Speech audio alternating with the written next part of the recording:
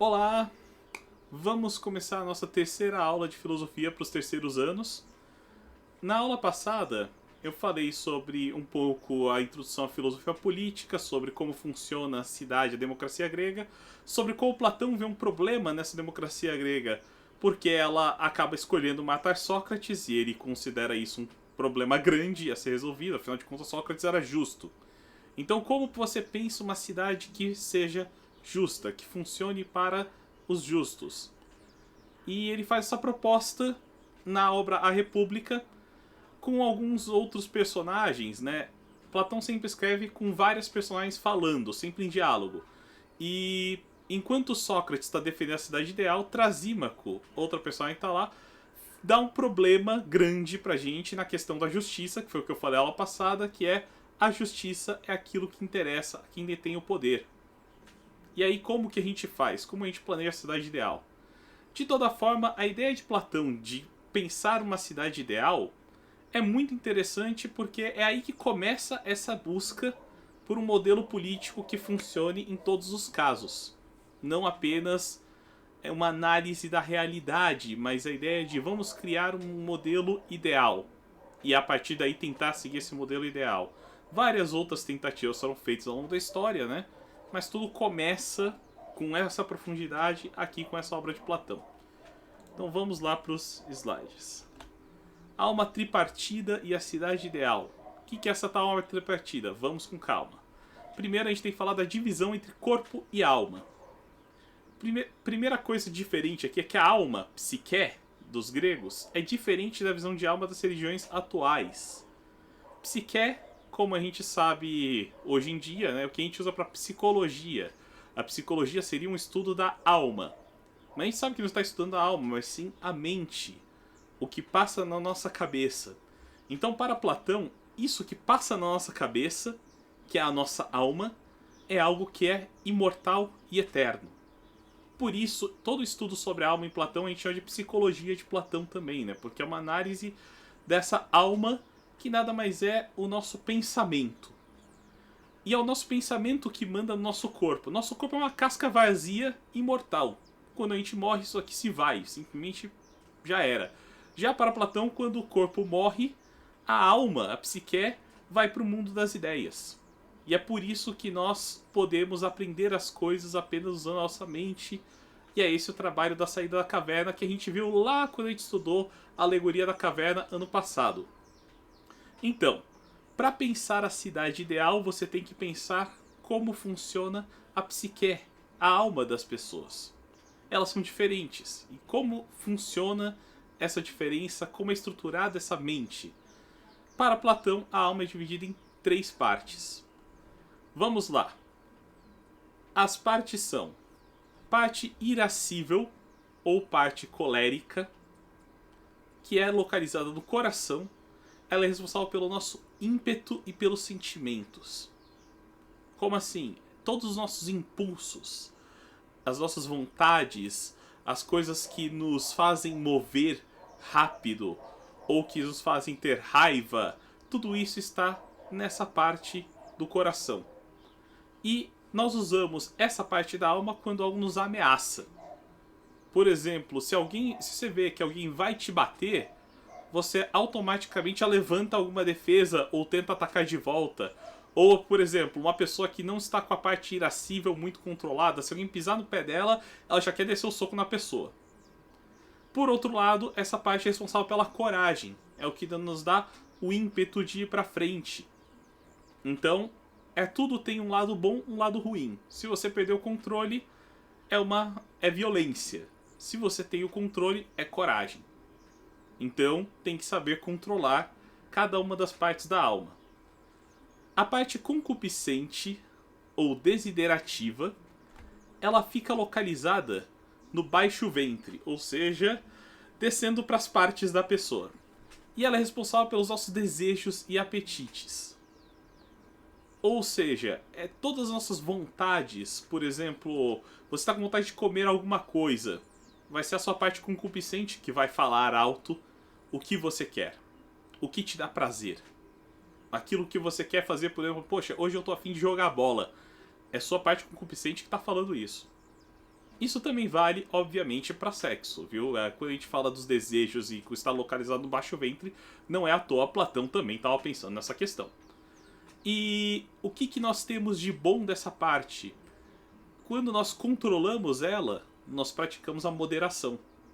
Daquela coisa, pô, eu quero muito comer uma caixa inteira de bombom. Mas aí você pega um bombom, come e se dá por satisfeito. Você teve algum prazer, mas conseguiu moderar isso. Isso é o controle sobre a sua alma concupiscente. E temos a parte racional, que fica na cabeça, né? E é responsável por controlar as demais partes. Ela é que transforma o seu ímpeto em coragem, né? Da parte irascível, e que transforma a vontade e o desejo em moderação da parte concupiscente. É essa parte racional que a gente usa quando quer planejar, adquirir sabedoria e ter prudência quanto às coisas. A prudência é um termo muito importante para a filosofia antiga, né? Esse cuidado, essa prudência é uma constante. Então ele faz uma metáfora que é o seguinte: é como se o corpo fosse uma carruagem controlada pelo cocheiro, que é a mente, e é puxada por dois cavalos, a parte irascível e a parte concupiscente. Se você tem a alma racional, você consegue guiar corretamente os cavalos, controlando os impulsos e desejos e seguir o caminho da verdade, que leva ao conhecimento da ideia do bem. Seria o modelo ideal de filósofo. Para Platão é isso. Mas é lógico, nós não somos esses seres plenamente controlados e cada um de nós vai ter uma parte da alma dominante, vai ter um dos cavalos ou até mesmo o cocheiro vai estar comandando demais. E a gente não vai ter o equilíbrio necessário. E é por isso que nós vivemos em sociedade, porque nós temos que organizar essas coisas com esse equilíbrio. Então, primeira coisa que eu quero que vocês aprendam com isso aqui, para além das aulas, do decoreba de conteúdo, é aquela do...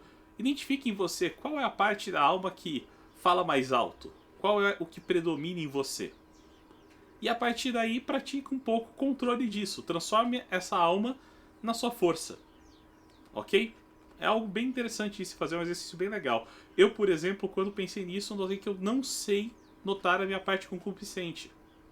Eu não sei dizer quando eu estou com vontade de algo, etc. É um defeito meu. Então vale a pena prestar atenção em você mesmo para tentar responder isso. Bem, e nós temos a cidade ideal. Qual é a relação entre a alma e a cidade? Bem, a partir do momento que a gente entende como funcionam as pessoas, que cada uma tem uma força diferente, um destaque diferente na alma, a cidade tem que pensar em classes diferentes de cidadãos que encaixem em cada um dos perfis, que você está criando aí. Nós temos a classe militar, que é formada por soldados e é responsável pela segurança da cidade e proteção dos cidadãos.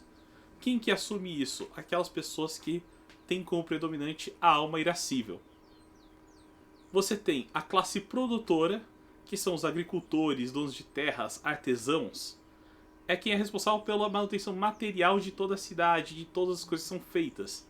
E corresponde a quem tem a alma concupiscente, desejante, ou seja, quem entende os anseios das pessoas. E você tem a classe dos magistrados, que seriam os sábios e legisladores, que tem que cuidar do planejamento da cidade, elaborar leis, fazer que as leis sejam cumpridas. E isso é a tarefa da alma racional. Então, com esses três modelos, a cidade estaria trilhando o caminho do bem. Não estamos mais falando do indivíduo, né? Não é mais a carruagem, não é mais o indivíduo com os dois cavalos. Não, são três classes de cidadãos guiando a cidade rumo a essa ideia do bem.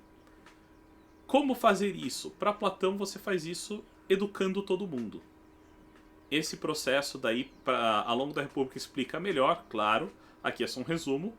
Mas você tem que educar todo mundo para tentar ser filósofo. Lógico, aqueles que tiverem maior domínio da parte racional vão ser os que vão ir para essa área. Mas todos os demais vão conseguir estar sempre pautados pela ideia da justiça e pela ideia do bem. Isso para Platão é a paideia, a educação voltada à ideia da justiça. Quando a gente fala de pedagogia, é meio que daí que vem. É desse mesmo termo aqui de Platão, paideia. É essa educação voltada à ideia da justiça. Então, só para a gente resumir a aula, nós temos o corpo, que é mortal, ligado ao mundo das aparências, versus a alma, imortal, ligada ao mundo das ideias.